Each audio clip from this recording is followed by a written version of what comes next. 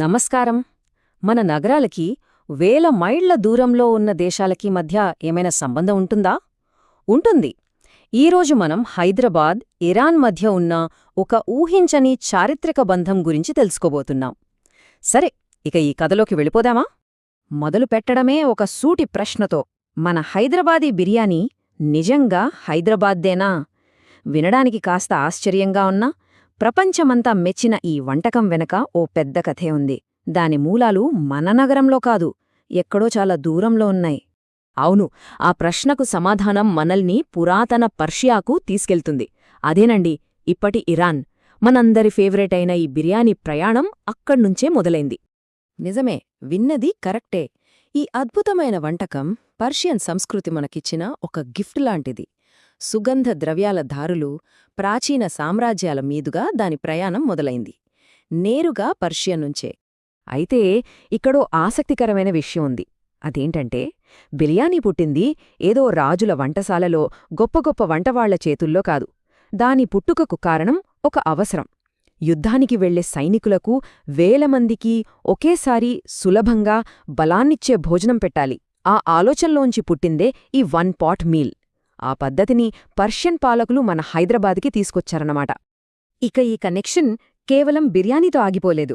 మన డైలీ లైఫ్లో, మనం మాట్లాడే మాటల్లో, మనం తాగే ఛాయ్లో, ఇలా చాలా వాటిల్లో ఇరాన్ తన ముద్రను బలంగా వేసింది. ఒక్కసారి ఈ పదాలు చూడండి. ఇరానీ ఛాయ్ అంటాం, మెహఫిల్ అనే రెస్టారెంట్లకు వెళ్తాం, బావర్చీ అనే పదం వింటాం. ఇవన్నీ కేవలం పేర్లు కాదండి, మన సంస్కృతిలో కలిసిపోయిన పర్షియన్ పదాలు. మన భాష ఎంతలా ప్రభావితమైందో చెప్పడానికి ఇదొక చిన్న ఉదాహరణ అంతే. సరే, ఇప్పటిదాకా మనం ఆహారం, భాష గురించి మాట్లాడుకుందాం. ఇవన్నీ మనం ఫీల్ అవ్వగలం, కాని చూడలేం. ఇప్పుడు మనం స్పష్టంగా చూడగలిగే భౌతిక ఆధారాల వైపు వెళ్దాం. హైదరాబాద్ మ్యాప్పై ఇరాన్ వేసిన ముద్రల గురించి తెలుసుకుందాం. ఈ సంబంధం ఏదో పాతకాలం నాటిది మాత్రమే కాదు, ఈరోజు కూడా మన నగరంలో సజీవంగా ఉంది. దానికి నిదర్శనమే ఇరాన్ కాన్సులేట్, ఇంకా ఒక ముఖ్యమైన రోడ్డు పేరు. Banjara Hills road number 10. చాలా మందికి తెలిసిన అడ్రస్ ఇది. కాని ఈ రోడ్డుకు మరో ముఖ్యమైన పేరుందని ఎంతమందికి తెలుసు?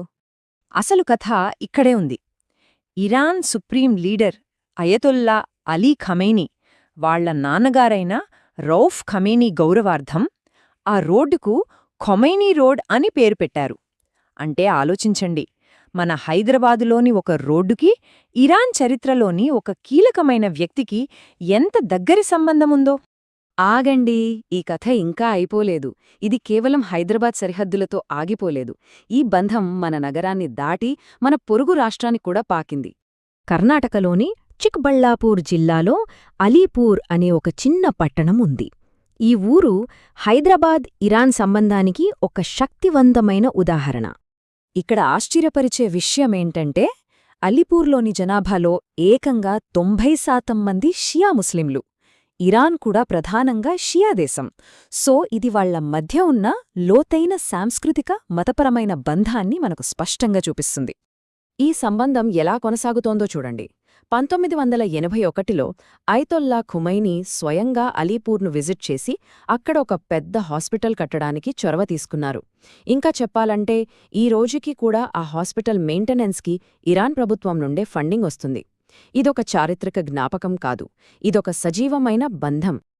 సరే, బిర్యానీ, భాష, రోడ్డు పేరు, ఒక ఊరి కథ, ఇవన్నీ చూశాం. అసలు ఈ వారసత్వం గురించి మనం తెలుసుకోవడం ఎందుకింత ముఖ్యం? ఎందుకంటే ఈ బంధం ఎన్నో రూపాల్లో మనతో ఉంది. మనం తినే తిండిలో, మాట్లాడే భాషలో, మన నగరం మ్యాప్లో, చివరికి సమాజానికి చేసే సహాయంలో కూడా ఈ కనెక్షన్ స్పష్టంగా కనిపిస్తుంది. కాబట్టి మనం గుర్తుంచుకోవాల్సిన ముఖ్య విషయం ఒక్కటే: హైదరాబాద్ను ఒక యునీక్ కల్చరల్ మెల్టింగ్ పాట్గా, అంటే ఒక సాంస్కృతిక సమ్మేళనంగా మార్చిన వాటిలో ఈ ఇరానియన్ ప్రభావం చాలా కీలకమైనది. దీని గురించి తెలుసుకోకుండా హైదరాబాద్ను పూర్తిగా అర్థం చేసుకోలేం. ముగించే ముందు ఒక ప్రశ్న: మన చుట్టూ ఉన్న నగరాలలో, మన వీధులలో మనకు తెలియకుండా ఇలాంటి అద్భుతమైన కథలు ఇంకెన్ని దాగున్నాయో కదా? మన పరిసరాలను ఒక కొత్త కోణంలో చూడడానికి బహుశా ఇదొక మంచి ప్రారంభం కావచ్చు.